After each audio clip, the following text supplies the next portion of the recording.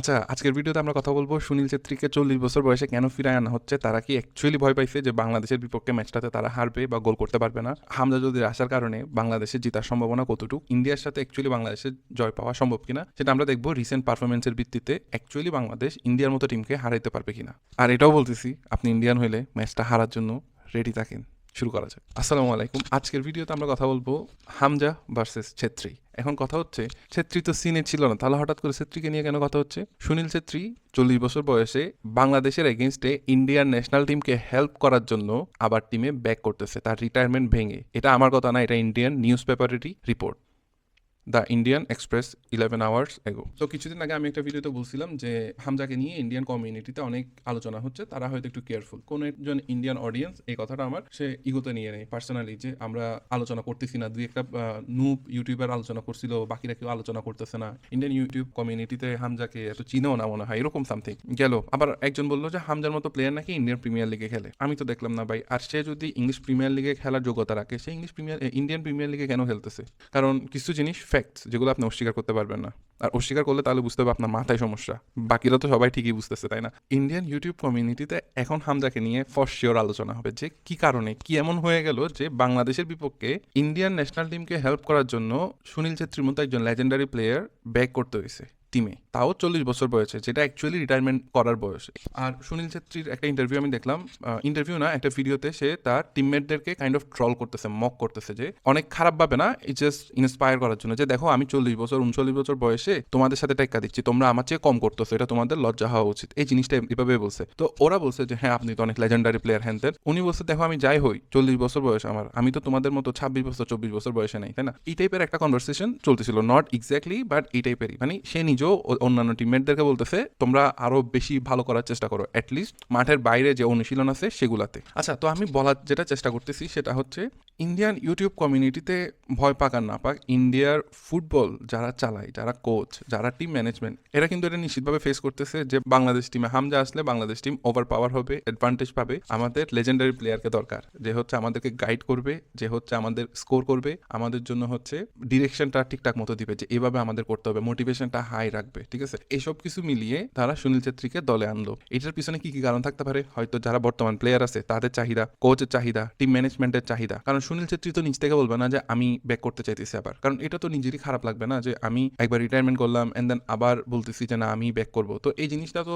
সুনীল ছেত্রীর মতো একজন legendary player থেকে আসবে না, এটা আসবে হচ্ছে যারা বর্তমানে টিমে আছে, যারা ক্যাপ্টেন, কোচ, ম্যানেজমেন্ট, এইসব থেকে হচ্ছে এই জিনিসটা আসবে যে আমি সুনীল ছেত্রীকে আনি। আচ্ছা, এটার পিছনে আরেকটা কারণ আছে, সেটা আমরা আরেকটু ডিটেলসে দেখবো। সেটা হচ্ছে ইন্ডিয়ার রিসেন্ট পারফরমেন্স। এটার উপর কিন্তু অনেক কিছু ডিপেন্ড করে। আপনার যদি সুনীল ছেত্রী রিটায়ারমেন্ট করার পর থেকে ইন্ডিয়ার টিম যদি ভালো করতো, তাহলে সুনীল ছেত্রীকে আনার কোনো কথাই হইতো না। কিন্তু যেহেতু সেটা করতে পারে নাই, সুনীল ছেত্রী হচ্ছে টিমের মধ্যে স্কোর করে, ফিনিশিং করে। যেহেতু তারা স্কোর করতে পারতেছে না, ফিনিশ করতে পারতেছে না, ম্যাচ উইন করতে পারতেছে না, এটার কারণেই মূলত সুনীল ছেত্রীকে টিমে আনা। এই জিনিসটা ইন্ডিয়ার অন্যান্য প্লেয়ারদের প্রতি একটা ডিসরেসপেক্ট, যে তোমাদের মতো প্লেয়ার টিমে থাকার পরেও আমরা 40 বছর বয়স্ক একজন প্লেয়ারকে টিমে আনতেছি just to save us against Bangladesh. আমরা বাংলাদেশের বিপক্ষে হারতে চাইতেছি না। ডিফেন্স তো ইন্ডিয়া করে ফেলবে, কিন্তু গোল করতে না পারলে। আর হামজা যদি অ্যাটাকিং মিডফিল্ডার হিসেবে খেলে, গোল যদি বেশি করে, কারণ হামজার কিন্তু প্রিমিয়ার লিগের মতো একটা লিগের মধ্যে যেখানে সে ডিফেন্সিভ মিড হিসেবে খেলে, সেখানেও তার গোল করার রেকর্ড আছে। বাংলাদেশের জন্য তো সে ডিফেন্সিভ মিড খেলবে না, সে তো অ্যাটাক মিডে খেলবে, সে সেন্ট্রাল মিডে খেলবে, সে গোল করার জন্য চেষ্টা করবে, সে গোল বাঁচানোর জন্য চেষ্টা করবে না, কারণ বাংলাদেশের ডিফেন্সে প্লেয়ার আছে, ফিনিশিং করার জন্য প্লেয়ার নাই। আচ্ছা, আমরা রিসেন্ট ম্যাচগুলো থেকে শুরু করতেছি। তো লাস্ট ম্যাচ যেটা ইন্ডিয়া খেলছে সেটা হচ্ছে মালয়েশিয়ার সাথে, যেটা হচ্ছে 1-1 গোলে ড্র হয়। আর মালয়েশিয়ার র্যাঙ্কিং হচ্ছে 132 আর ইন্ডিয়ার র্যাঙ্কিং হচ্ছে 126। আচ্ছা, তারপরে ম্যাচটা ইন্ডিয়া খেলে ভিয়েতনামের সাথে, যেটা 1-1 গোলে ড্র হয়। ভিয়েতনামের র্যাঙ্কিং হচ্ছে 114, ইন্ডিয়ার র্যাঙ্কিং হচ্ছে 126। তার মানে ভিয়েতনাম ইন্ডিয়া থেকে একটু উপরে আছে, কিন্তু মালয়েশিয়া একটু নিচে। তারপরেও ইন্ডিয়া দুইটা টিমের সাথেই ড্র করছে আর মাত্র একটা গোল স্কোর করতে সক্ষম হয়। তো এখান থেকে বোঝা যাচ্ছে যে ইন্ডিয়া গোল করার ক্ষেত্রে স্ট্রাগল তো করতেছে, মানে তাদের সমশক্তি টিমের সাথে তারা একটার বেশি গোল করতেই পারে নাই। এবার আসি তার আগের ম্যাচ, সেটা হচ্ছে সিরিয়ার সাথে, যেটা ইন্ডিয়া 3-0 গোলের ব্যবধানে হারে। সিরিয়া অবভিয়াসলি ভালো টিম, ইন্ডিয়ার চেয়ে র্যাঙ্কিং এ গিয়ে সিরিয়ার র্যাঙ্কিং হচ্ছে 95। সিরিয়ার এগেনস্টে অ্যাটলিস্ট একটা বা দুইটা গোল করা উচিত ছিল ইন্ডিয়ার, কিন্তু ইন্ডিয়া সেটা করতে পারে নাই, জাস্ট 3টা গোল হজম প্রবলেম করছে আর ইজিলি হেরে গেছে। তার আগের ম্যাচ খেলছে ইন্ডিয়া মরিশাসের সাথে, যেটা খুবই বাজে একটা টিম, র্যাঙ্কিংয়ে 179, বাংলাদেশ থেকে একটু এগিয়ে, কিন্তু ইন্ডিয়ার তুলনায় খুবই বাজে। ইন্ডিয়া এটাতে অনেক এক্সপেরিমেন্ট করছে, নতুন নতুন প্লেয়ার খেলানোর চেষ্টা করছে। এই ম্যাচটাতে ইন্ডিয়া 0-0 ড্র করছে, লজ্জাকর একটা রেজাল্ট বলা যায়। তার আগের ম্যাচ ইন্ডিয়া খেলছে one of the best team, যেটা হচ্ছে কাতার, তাদের র্যাঙ্কিং 48। এখন one of the best team বললাম ইন্ডিয়ার কম্পারিজনে, মানে এই লাস্ট 10টা ম্যাচ ইন্ডিয়া যাদের সাথে খেলছে তাদের মধ্যে কাতারের র্যাঙ্কিং অনেক ভালো। তো কাতারের র্যাঙ্কিং হচ্ছে 48। এই ম্যাচটাতে ইন্ডিয়া 2-1 গোলে হারছে, মানে এখানে ইন্ডিয়া একটা গোল করছে, 2টা গোল খাইছে। তার আগের ম্যাচ খেলছে কুয়েতের সাথে, কুয়েতের র্যাঙ্কিং হচ্ছে 134, মানে ইন্ডিয়ার সমশক্তির টিম, আর কুয়েতের সাথে ইন্ডিয়া 0-0 গোলে ড্র করছে। তার আগের ম্যাচ খেলছে আফগানিস্তানের সাথে, আফগানিস্তানের র্যাঙ্কিং ইন্ডিয়া থেকে অনেক পিছিয়ে, 156, অর্থাৎ ইন্ডিয়া থেকে ভালোই পিছিয়ে আছে, কিন্তু আফগানিস্তান ইন্ডিয়াকে 2-1 গোলে হারাইছে। এটাও লজ্জাকর একটা রেজাল্ট বলা যায়। এবার আসেন তার আগের ম্যাচ। তার আগের ম্যাচও আফগানিস্তানের সাথে খেলছে, যেটা আফগানিস্তান ইন্ডিয়া ড্র করছে 0-0 গোলে। একটা হারছে, একটা ড্র করছে, যেখানে আফগানিস্তান ইন্ডিয়া থেকে র্যাঙ্কিং অনেক পিছিয়ে। এটার কারণ হচ্ছে আফগানিস্তানে খুব সম্ভবত ন্যাচারালাইজড প্লেয়ার আছে যারা ইউরোপের বিভিন্ন লিগে খেলে থাকে। যেহেতু আফগানিস্তানের অনেক লোক বিশ্বের বিভিন্ন অঞ্চলে থাকে, ইউরোপের বিভিন্ন জায়গায় ফুটবল খেলে, তো তারা যখন ন্যাশনাল টিমে খেলে অবভিয়াসলি ন্যাশনাল টিম অনেক বেশি পাওয়ারফুল হয়ে যায়। তো সেক্ষেত্রে ইন্ডিয়া একটা 2-1 গোলের ব্যবধানে হারছে, আর একটা 0-0 ড্র করছে। তো অলরেডি আমরা 8টা ম্যাচ দেখছি। তার আগের ম্যাচে হচ্ছে ইন্ডিয়া সিরিয়ার সাথে খেলছে, যেটা 1-0 গোলের ব্যবধানে হারছে, সিরিয়া র্যাঙ্কিংয়ে 95। তার আগের ম্যাচে উজবেকিস্তানের সাথে ইন্ডিয়া খেলছে, যেটা ইন্ডিয়া 3-0 গোলের ব্যবধানে হারছে, আর উজবেকিস্তান তাও খুব ভালো টিম, তাদের র্যাঙ্কিং হচ্ছে 58। অর্থাৎ কাতারের র্যাঙ্কিং হচ্ছে 48 আর উজবেকিস্তানের র্যাঙ্কিং হচ্ছে 58। তো উজবেকিস্তান থেকেও ইন্ডিয়া 3 গোল খাইছে, কাতার থেকে 2-1 গোলের ব্যবধানে হারছিল। আচ্ছা, আমি খাইছে বলছি মানে আমি বুঝাচ্ছি যে হারছে। তারপরের ম্যাচ যেটা হচ্ছে 11 নম্বর, তো এটা হচ্ছে ইন্ডিয়া 2-0 গোলের ব্যবধানে অস্ট্রেলিয়া থেকে হারে, আর অস্ট্রেলিয়া অবশ্যই ভালো টিম, বাংলাদেশকে অনেক গোল দিছে। অস্ট্রেলিয়ার র্যাঙ্কিং হচ্ছে 26। এই ম্যাচটা কাতারে খেলা হয়েছিল, আর ইন্ডিয়া অস্ট্রেলিয়ার কাছে 2-0 গোলের ব্যবধানে হারছে। তাহলে আমরা যদি লাস্ট 11টা ম্যাচের রেজাল্ট দেখি, ইন্ডিয়া হচ্ছে একটা ম্যাচও জিততে পারে নাই। ইভেন তার আগের ম্যাচও ইন্ডিয়া কাতার থেকে 3-0 গোলের ব্যবধানে হারছে। তার আগের ম্যাচে 1-0 গোলের ব্যবধানে কুয়েত থেকে একটা ম্যাচ জিতছে, যেটাতে কুয়েত একটা লাল কার্ড খাইছে, রাইট? তার আগের ম্যাচ আবার 4-2 গোলের ব্যবধানে হারছে। তার মানে আমরা যদি 14টা ম্যাচ নিয়ে নিই, এখানের মধ্যে ইন্ডিয়ার জয় আছে মাত্র একটা, তাও কুয়েতের এগেনস্টে, যেটা ইন্ডিয়ান টিমের সমশক্তি। এটা ছাড়া আফগানিস্তানের সাথে হারছে, ড্র করছে, কুয়েতের সাথে ড্র করছে, মরিশাসের সাথে ড্র করছে, মালয়েশিয়া ভিয়েতনামের সাথে ড্র করছে। যে কয়টা ম্যাচ রিভিউ করলাম, মালয়েশিয়ার ম্যাচটা বাদ দিলে, যেটা 2023 সালে হয়েছিল, ওই ম্যাচটা যদি আমরা বাদ দিই, কোনো ম্যাচে একের বেশি গোল করতেই পারে নাই। প্রত্যেকটা ম্যাচে একটা গোল করছে, না হয় 0 গোল করছে, এটুকুই রেজাল্ট। কোনো ম্যাচ জিততে পারে না। অর্থাৎ লাস্ট 10টা ম্যাচের মধ্যে ইন্ডিয়ান টিম একটা ম্যাচও জিততে পারে নাই। জয় কাকে বলে সেটার টেস্ট তারা ভুলে গেছে, কারণ লাস্ট 10টা ম্যাচ হিসাব করলে সেগুলো কিন্তু বছরের উপরে চলে যাচ্ছে।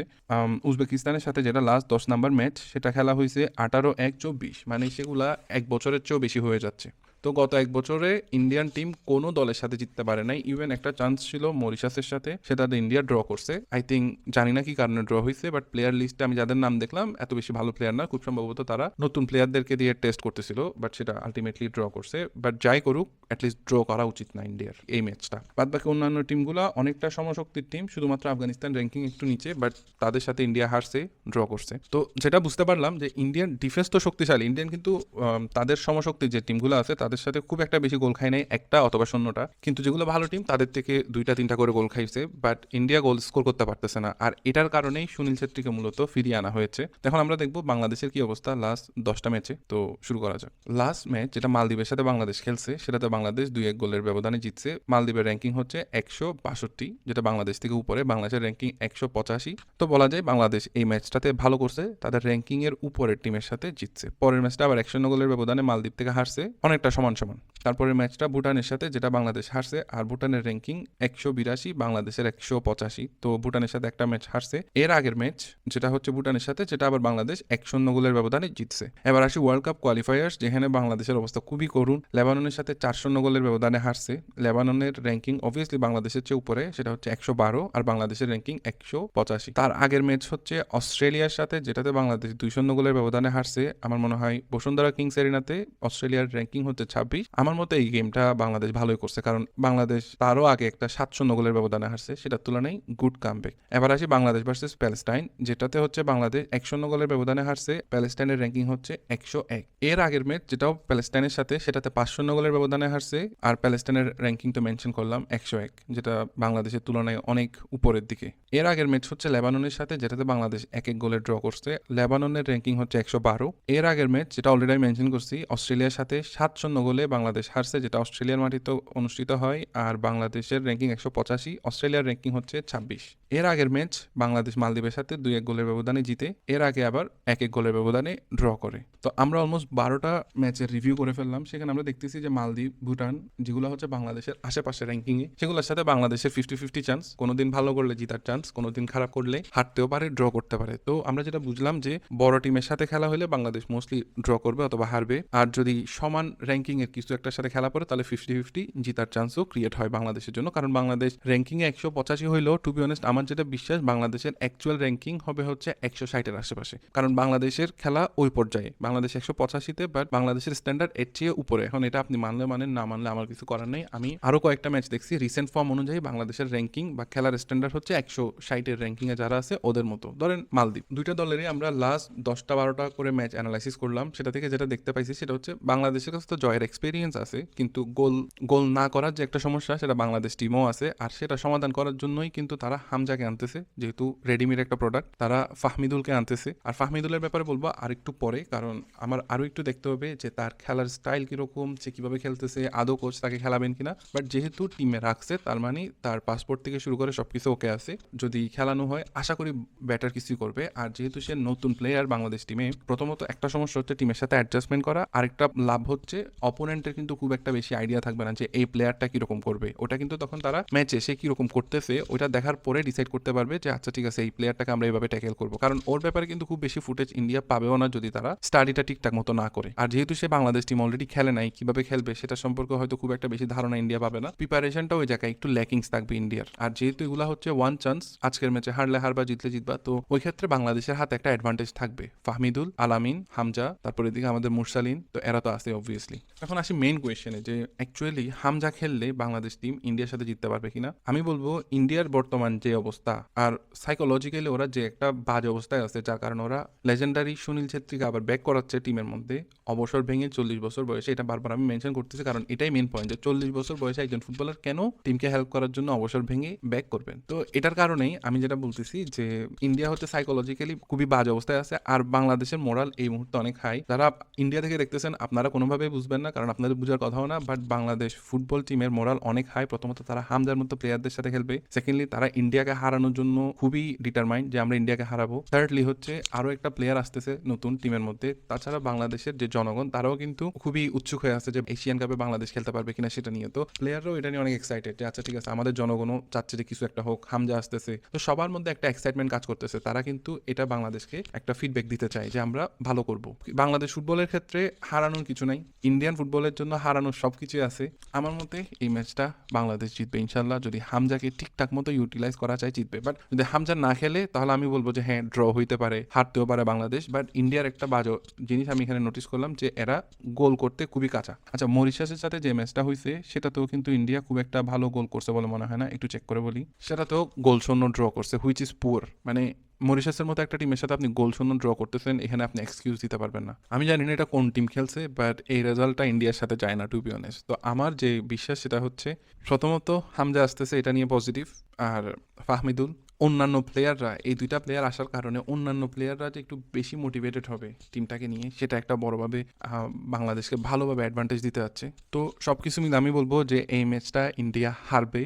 আমি ক্লিয়ারলি বলতেছি যারা বাংলাদেশি সাপোর্টার আছেন যে বাংলাদেশকে নিয়ে বেশি পজিটিভ হইতে চান না, এখান থেকে ভাগেন। আপনাদের এখানে পাত্তা দিচ্ছি না আমরা আজকের দিনে, কারণ ইন্ডিয়ার যে অবস্থা দেখলাম মোরালি তারা খুবই ডাউন আছে। আর বাংলাদেশ এই মুহূর্তে ভালো পজিশনে আছে, যদি ইনজুরি না হয় সবকিছু ঠিকঠাক থাকে ইনশাল্লাহ বাংলাদেশই জিতবে। ফাইনালি এটাই বলবো যে যদি আলামিন, ফাহমিদুল যদি খেলে থাকে, ফাহমিদুল, হামজা এরা যদি ঠিকঠাক মতো পারফর্ম করতে পারে, সুস্থ থাকে, আমার মনে হয় যে বাংলাদেশ টিম জিতবে। আর আমি আলামিন ছেলেটাকে নিয়ে খুবই আশাবাদী, খুবই এক্সাইটিং একটা ছেলে, খুবই passionate about football. Say opportunity পাইলে গোল করবেই ইনশাল্লাহ, কারণ তার মধ্যে একটা ক্ষুধা আছে, তার মধ্যে হচ্ছে সবসময় একটা স্ট্রাগল করার একটা মানসিকতা আছে যে আমি চেষ্টা করেই যাবো, চেষ্টা আমি করবোই, মিস হইতে পারে। তো আমার কাছে ওই টাইপের প্লেয়ার দেখে খুবই ভালো লাগে যারা কন্টিনিউসলি এফোর্ট দিতে থাকে, গোল হোক আর না হোক। ফর এক্সাম্পল রাকিব, বাংলাদেশ টিমে অন্যান্য প্লেয়ারদের মোরাল ডাউন হয়ে গেলেও আমি দেখি যে রাকিব একা কন্টিনিউসলি ফাইট ব্যাক করতে থাকে, সে পুশ করতেই থাকে। অপোনেন্ট কিন্তু তাকে নিয়ে অনেক চিন্তা ভাবনা করতে হয়, সে কন্টিনিউসলি পুশ করতেই থাকে। গোল হলেও হতে পারে, নাও হতে পারে, কিন্তু সে কনস্ট্যান্টলি ট্রাই করতে থাকে, যেটাকে আমি সবচেয়ে বেশি অ্যাপ্রিসিয়েট করি। তো সেম সেমভাবে আমি আলামিনের মধ্যেও অনেকটা ওই টাইপের একটা টেন্ডেন্সি দেখতে পাচ্ছি। আই হোপ সে সেটা ক্যারি করবে আর সেটা সে প্রুভ করবে যে সে বাংলাদেশ টিমে স্টে করার জন্য আসছে, ঝরে যাওয়ার জন্য আসে নাই। আর যেহেতু ইন্ডিয়া এখন হামজাকে নিয়ে অনেক বেশি প্যানিকড, অনেক বেশি টেনশনে থাকবে, আমার মনে হয় এর মধ্যে দিয়ে আলামিন একটা কিছু করে দিতে পারে। তার মধ্যে ওই ক্যাপাবিলিটিটা আছে, তার মধ্যে ওই বুদ্ধিটা আছে, তো আশা করি সে কিছু একটা তো করবে ইনশাআল্লাহ। বাবাই, ইন্ডিয়ান কমিউনিটিতে হামজাকে নিয়ে আলোচনা হওয়া উচিত।